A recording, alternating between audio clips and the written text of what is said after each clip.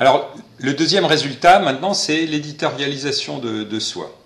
Alors, je rappelle quels étaient les horizons de la sauvegarde dont j'ai parlé tout à l'heure. Le soi différé, le partage proche et la transmission. Si on fait l'analogie avec un patrimoine financier, ça revient, le soi différé, c'est la banque, ce qu'on met de côté. Le partage proche, c'est quand vous faites une donation à vos enfants. Et la transmission, c'est vraiment l'héritage classique. Donc, on retrouve cette problématique qui est finalement assez universelle. Dans le cas d'une sauvegarde d'objets numériques, on a trois grandes dimensions.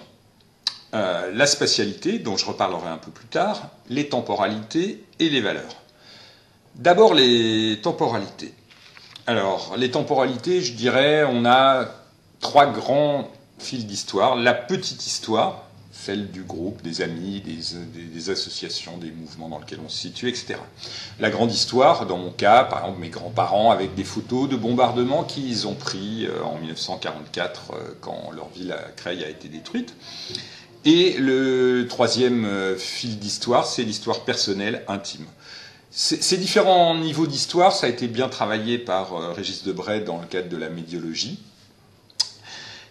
La deuxième dimension ici, c'est les valeurs, la multiplicité des valeurs. Alors, Baudrillard en parle en particulier quand il parle des valeurs symboliques, des valeurs affectives. Un petit peu Bourdieu sur la notion de social, de capital social culturel. Et d'une manière plus générale, on voit bien qu'en croisant tout ça, on a une grande multiplicité de facteurs. Et finalement, ça dit bien la diversité des mémoires. Et la personne qui a vraiment travaillé là-dessus, c'est Louise Meursault. Et j'isolerai des choses qu'elle a elle-même mis en avant, qui sont le travail de Serge Tisseron sur l'estime, ou bien le design de la visibilité par Cardon. Et si je devais résumer comment par l'éditorialisation de soi, avec toutes ces dimensions, je dirais, eh bien, en tout cas, Louise Meursault parle d'une collection de traces.